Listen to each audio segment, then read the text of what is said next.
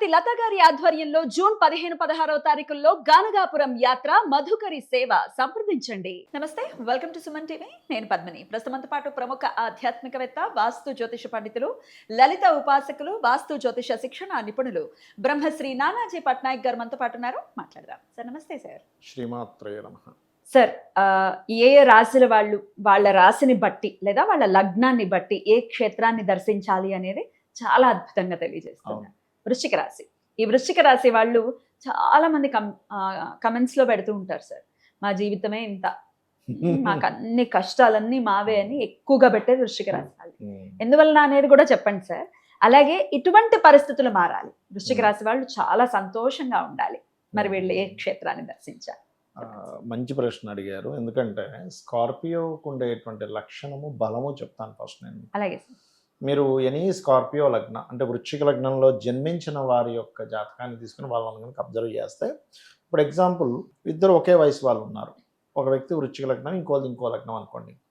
వృశ్చిక లగ్నం వారు 2 రోజులు కంటిన్యూస్గా ఏదైనా వర్క్ చేసిన అలసిపోదు, అంత ఎనర్జీ ఉంటుంది వాళ్ళకి, బాగా ఎనర్జీ ఉంటుంది, పట్టుదల ఎక్కువగా ఉంటుంది, కాంపిటీషన్ లక్షణాలు ఎక్కువగా ఉంటాయి.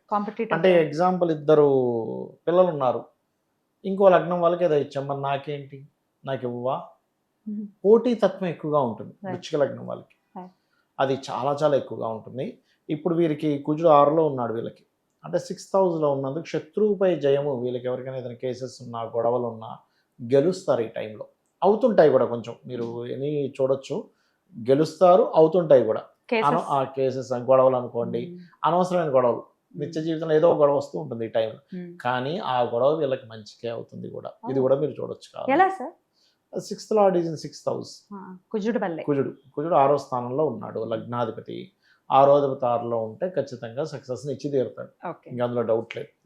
అయితే వీళ్ళకి ఉపాసనా దేవత ఎవరు అంటే దత్తాత్రేయుడు లేదా దక్షిణామూర్తి. ఇప్పుడు ప్రస్తుతం పంచమంలో శని ఉన్నాడు కాబట్టి దత్తాత్రేయుడితో సహా మీరు శివుణ్ణి కూడా ఆరాధిస్తే మంచిది ఉపాసనా విషయంలో.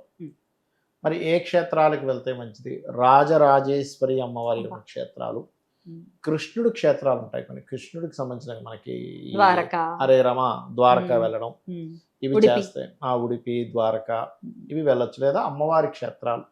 ఇంకా బెస్ట్ ఏంటంటే నది దగ్గరగా ఉండేటువంటి క్షేత్రాలు. జగన్నాథుడు, పూరి జగన్నాథ్, నది కాదు, బీచ్, అది సముద్రం.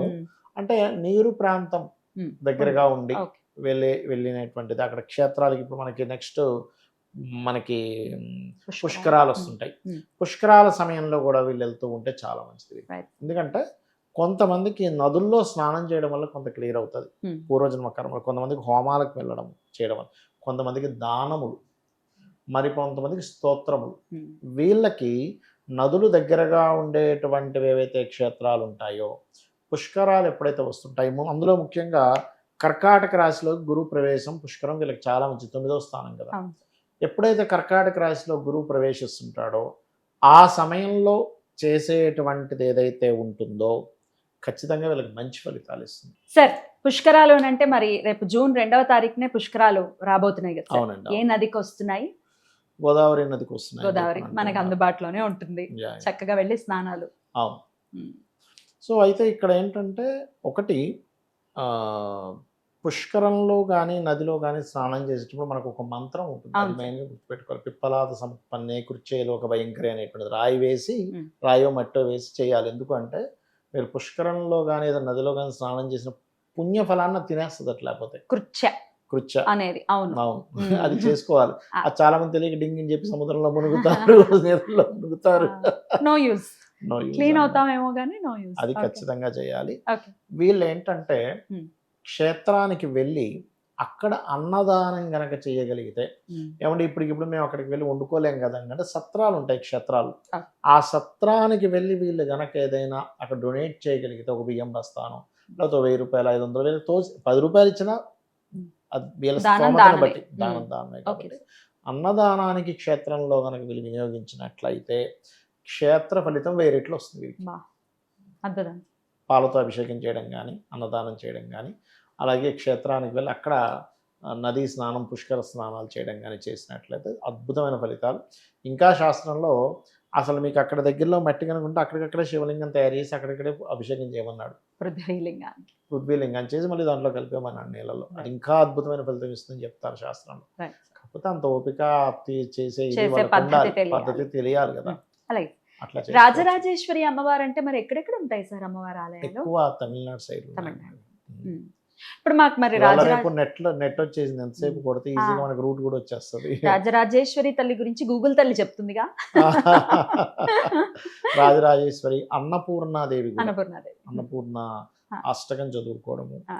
ఇప్పుడు ప్రస్తుతం ఏంటంటే వీళ్ళకి పంచమంలో శని ఉన్నాడు కదా, శాటర్న్ మారే వరకు వీళ్ళు తీసుకోవాల్సిన జాగ్రత్తలు ఒకటి చెప్తాను. పంచమ శని ఎప్పుడు కూడా ఏం చేస్తాడంటే నిర్ణయాలు త్వరగా తీసుకోవాల్సిందేమో ఆలస్యం చేస్తారు వీళ్ళు తెలియక, కొంచెం ఆలోచించి తీసుకోవాల్సింది త్వరగా తీసేసుకుంటారు అగ్రెసివ్గా. అందుకని వీళ్ళు తీసుకునే నిర్ణయాలు అందులో ప్రధానంగా సంతానం విషయము, ప్రేమించిన వారి విషయము, ఫ్రెండ్స్ విషయాల్లో, షేర్ మార్కెట్ విషయాల్లో, ఈ 4 విషయాలలో అనాలోచితమైనటువంటి కొన్ని నిర్ణయాలు తీసుకుంటారు. ఈ టైంలో వీళ్ళు జాగ్రత్తగా ఉండాలి. Okay sir. ఎన్నాళ్ళు జాగ్రత్తగా ఉండాలి సార్? వచ్చే సంవత్సరం మే వరకు, అంటే 2027 మే వరకు. ఓకే, అద్భుతం సార్. సో మరి వృశ్చిక రాశి వారికి ఈ సమస్యల నుంచి బయటపడతారా సార్? ఇప్పుడు అమ్మవారి ఆరాధన చేయడం కానీ క్షేత్రాలు, ఖచ్చితంగా మాకు జీవితం ఇంత అనే ఫీలింగ్ నుంచి కూడా ఖచ్చితంగా బయటపడతారు. మీరు ఇప్పుడు ఒక మాట చెప్పారు. ఇక్కడ ఎలా అంటే మనం ఎప్పుడు కూడా ఒక మంత్రాన్ని 48 నిమిషాలు గనక పఠిస్తే ఖచ్చితంగా బయటపడతారు ఎవరైనా కానీ, గుర్తుపెట్టుకోండి. కానీ ఇక్కడ అందరికీ జరిగేటువంటి అంటే వాళ్ళకు ఉండేటువంటి సమస్య వల్ల నిత్యం కూడా మీరు అన్నట్టుగా నా జీవితం ఇంతే, నాకేది కలిసి రావట్లేదు అని బాధపడుతూ ఉంటారు. అది ఫస్ట్ మైండ్లో తీసేయాలి. అది తీసేయాలంటే ఒక చిన్న సింపుల్ టెక్నిక్ ఒకటి చెప్తా. చెప్పండి. ఒక పెన్ను పేపర్ తీసుకొని వాళ్ళకున్న సమస్యలు ఏమిటని రాసుకోవాలండి.